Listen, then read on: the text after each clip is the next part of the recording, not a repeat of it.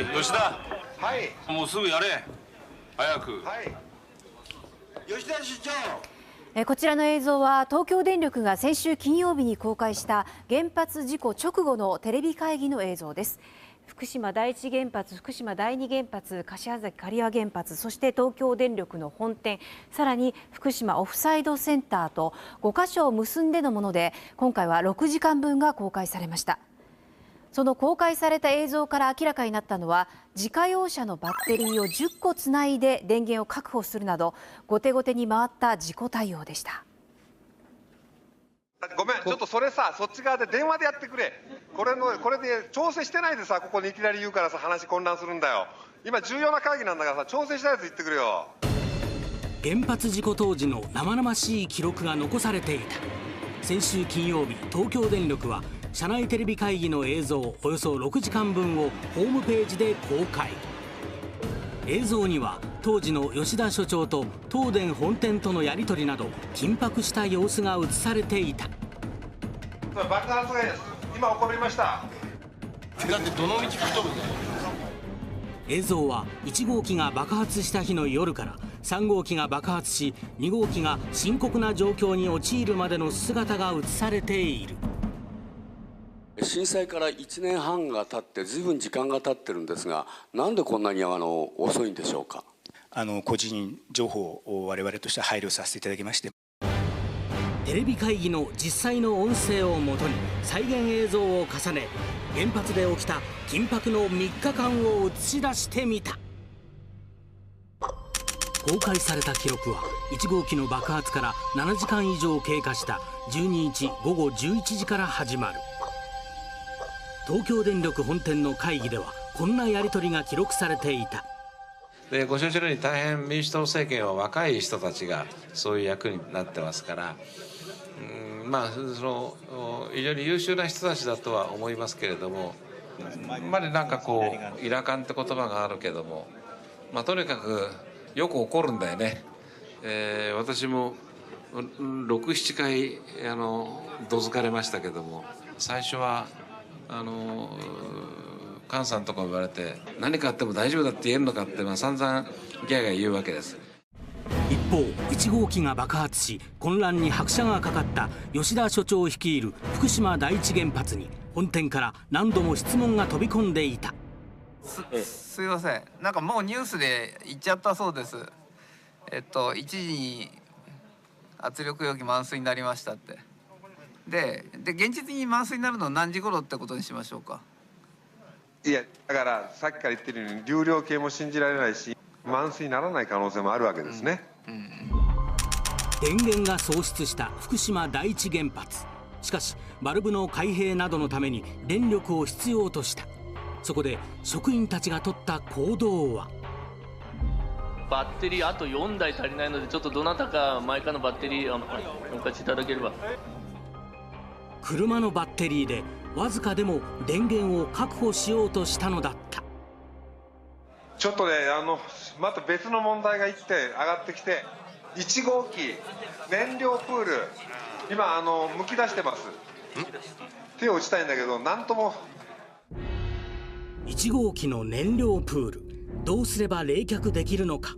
吉田所長は意見を求めたが、氷をぶち込む、氷とかドライアイスとか何でもぶち込んじゃう。プールの水って3000トンぐらいで、効果考えると、本当にまさに焼け死に水。1号機と同様、3号機の建物上層部に水素が溜まり始めていた。溜まった水素を逃がす案が飛び交ったが、自衛隊に頼んでさ、火器でパネルぶっ飛ばしてもらう、海側から。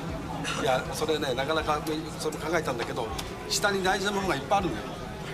だってどの道吹っ飛ぶね。結局結論は出なかった。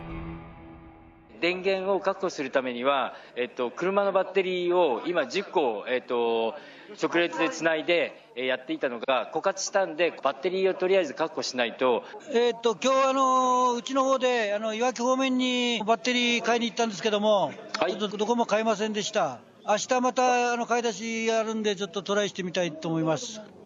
すいません、資材班ですけど、明日また買い出しに行きますので、ホームセンター等で手に入るようなもので、何かご希望のものがあれば、リストを持って。震災からすでに50時間以上が経過しているにもかかわらず、頼みの綱は車のバッテリー。さらにホームセンターでそれを購入しなければならない。重大事故は起こらない、そう安全神話を謳っていた原発の真実の姿だった。東電本店では別の事案の会議が検討されていた。戦後の混乱期以来初となる計画停電だ。官房長官と福山官房長官と蓮舫需給対策大臣かな、その3人からですね、人工呼吸器、人工心肺、これを家庭で使ってる人をお前は殺すことになる。で、お前はそれ承知して計画停電をやるということは、俺は殺人罪をお前に対して問うと。それやったらと言われました。だから午前中はやらない。午前中はやらない。やらない。広報面ではどういうふうに対応してるんですか。やらない。何もしないっていう。やらない。今からだって記者会見なんかやったらまた大変なことになるからさ。すでに14日の午前中は計画停電しないことが決まっていた。しかし交代で電気を止める計画停電を始める予定です。午前中は計画停電をしないことが決まっていたにもかかわらず、国民には知らされなかった。そのため首都圏の交通網は完全に麻痺した。計画停電のことで本店の会話が騒がしくなる中、3号機は急速に悪化していた。急激だな。積圧力超えちゃうよこれ。あれがダウンスケールしちゃったじゃん。水位が。小堀さん。はい、水位がダウンスケールしてる。これね、もう危機的状況ですよこれ。1F の専門まで、持っていきます。専門ゲートで出迎えてください。ごめん、ちょっとそれさ、そっち側で電話でやってくれ。これで調整してないでさ、ここにいきなり言うからさ、話混乱するんだよ。今重要な会議なんだからさ、調整したやつ言ってくれよ。そして14日午前11時。本店はい、本店大変です。はい、3号機多分水蒸気だと爆発が今起こりました。ついに3号機が爆発。その一方、東電本店では報道向けの発表内容について協議が行われていた。要はさ、1号機を3号機に変えただけだって言うんでしょ。それで、水素爆発かどうか分かんないけど、もう国がなんかファインが水素爆発って言ってるから、もういいんじゃないの、この水素爆発。可能性ってもうすでに官邸も水素爆発っていうことを使ってるから、それに合わせた方がいいんじゃないですかね。3号機の爆発後、2号機も水素爆発の危険性が残されていた。2号機のですね、ブローアウトパネルは、なんかもう多分1号の爆発の時かずれてるのみたいなっていう情報あります。おラッキー。それでちょっと今大至急確認に行ってますけども、まだ未確認だから喜ばないでね。つい喜んじゃった。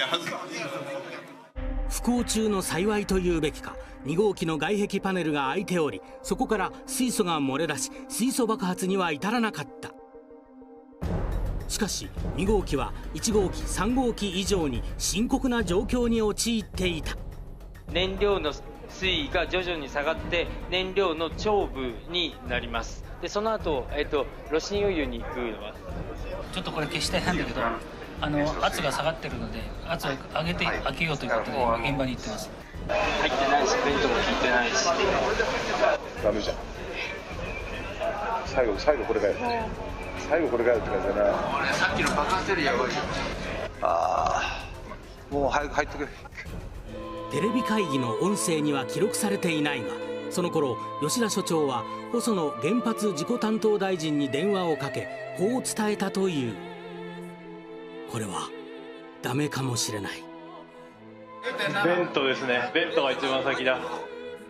打つ手がなくなり、ついにドライベントを実施するしかなくなった。それは圧力容器の水蒸気を直接外に排出するもの。大量の放射性物質も放出される。まさに最後の手段だった。格納容器の中のあれ物山出ちゃうんですよ。いやもうだけど開けなきゃもうでもやるしかない。開けなきゃ加圧しちゃうんだから開けるっきゃないんだ。で開けるってことを言わないとダメだなこれ。しかし現場はわずか数分で致死量に至る高い放射線が出ている危険な場所。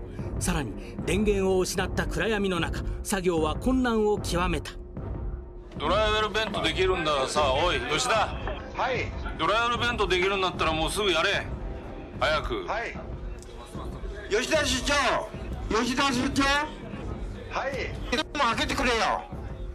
小弁は開いてももう一弁あるからさ、そっちは開いてるのかい？もういろいろ聞かないでください。ドライウェルベント今開ける操作してますんで、ディスターブしないでください。小弁やれ、まず早く。あとさ、フェールクローズなんだよ。東電が公開した映像はここで終わっている。この最後のやり取りの数時間後、2号機は損傷、さらに4号機の爆発、大量の放射性物質が放出された。事態は最悪な状況へと突き進んでいくことになる。はいね、もう相当大変な状況だったというのが伝わってきますけども、吉見さんも混乱、そして緊迫ということですね。あの時何が起こってたのかっていうことを改めてこうやってみますと、ちょっとなかなか簡単には整理がつかないですね。そうですね。でこれだけの重大な時に前田さん、そのマイカーのバッテリーであるとか、ホームセンターに行くとかっていう、車のバッテリーがとこうね、頼みの綱っていうのはちょっとびっくりしましたね。自家発電も全部津波でなくなってしまったということなんですけれども、その次はこれかというのはちょっと驚きですね。例えば素人考えだったら、じゃあヘリが自衛隊が電源車を持ってって下ろせばいいじゃないかとか、いくらでもなんとかなるんじゃないかって思えるんですけどね、その持っていきようはね。どれほどの混乱だったのか、ここからはテレビ朝日社会部原発担当の松井さんに解説していただきます。おはようございます。おはようございます。よろしくお願いいたします。今回の VTR はですね、以前今年の8月に公開された、実質なんですが3月12日13日の丸2日分ほどの49時間の音声がある部分の中から6時間が今回公開されたと。ただこの49時間の中から我々報道陣に公開してほしい場所はどこか行ってくれと東京電力から指示が出まして、で我々はいやそうじゃなくて全部公開してくれとまず言ってるんですが、向こうはどうしてもそれはできないということで、じゃあ第2の策ということで我々は全面公開をまず求めてはいるんですけれど、じゃあこの場所とこの場所を出してくれという各マスコミが全部出したシーンを今回全部公開したということなんですね。そのために49時間松井さんは見たっていう。そうですね。1日6時間しか行っても見ることができない、朝10時から4時で終わってしまうということが1ヶ月間公開されたんですが、私はほぼ丸2週間通って、お昼ご飯も全く食べないでずっと聞き続けて文字を見ながらチェックしてということをやり続けました。で松井さん中心にしたチームがその2週間ですか、やったのがここにちょっと見えますかね。これ全部これははい、これですね。文字起こし。文字になったやつですね。だから丸2日分を文字に起こすだけでこれだけになるということなんですね。そうですね。はい。これを文字に起こしてみて、今公開された部分以外も松井さんはご覧になっているわけですけれども、どういったことを感じられました？実は今衝撃的なシーンがたくさん、もっとたくさんあるんですけど、そこをさらにつなぎ合わせてますからこういうことになるんですけれど、実際はとにかく現場の方々の作業に頭が下がるとしか言いようがないです。本当に命を懸けた線量がですね、皆さん今年間1ミリシーベルトしなくてはって大変なことになってるわけなんですけれど、当時現場では1時間あたり250ミリシーベルトとかですね、今日1日ここにいたら100になりますからというのが会話がどんどん普通に飛び交ってるんですけど、その現場に行って作業をしなくちゃいけないんですよ。指示する方も命がけで部下も分かってるからっていうふうに、でその中で俺は嫌だって泣きながら逃げ出すとか、そういう人たちは、この音声を聞く限りは全くない状況ですね。ただどうでしょう、組織としての対応ができていたのかどうかということになりますと、これはもう本当に反省してもらうしかないです。現場はこんなことになってしまったんですけど、そういう時にバックアップをするのが本店であり政府であり保安院であるというところなんですが、もう混乱の極みなんですね。で今先ほど車のバッテリーを使わなくちゃいけない、どうしてこんなことになるんだ、おっしゃる通りだと思います。ところが実は東京電力は3月11日に地震津波が起きた時に1000個のバッテリーを東芝に発注してます実は。で東京からバッテリーをもう持って車がスタートしたんです実は。ところが都心も大混乱だったり道が寸断されていたり、あと大変だったのは警官に止められて動けなくなった。ここがありえないんですよ。